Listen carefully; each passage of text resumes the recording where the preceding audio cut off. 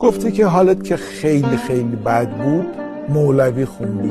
چیکار کرد برات مولوی؟ خیلی عجیب بود. ببین مثل یه آینه بود دیگه. مثلا هرگاه که تسلیمم در کارگه تقدیر، آرامتر از آهو بیباکتر از شیرم.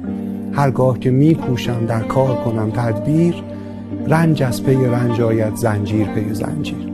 ببین و کلید در اون تسلیم، بدونی که خودش یه شجاعتی هم توشه. این مولوی اینو برا من نه اینکه من بهش رسیده باشم و این درها رو برای من باز کرد و مشتاق همچین مسیری هست و یه سری رد پا هست که سری آدم ها رفتن کنجکاوی شده که برن دنبال. یه بیت شعر که یادم اومد و خیلی خیلی دوست دارم بخونم.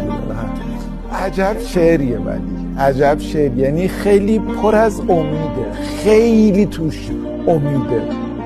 میگه از کران تا به کران لشکر کفر است، ولی از ازل تا به ابد فرصت درویشان است.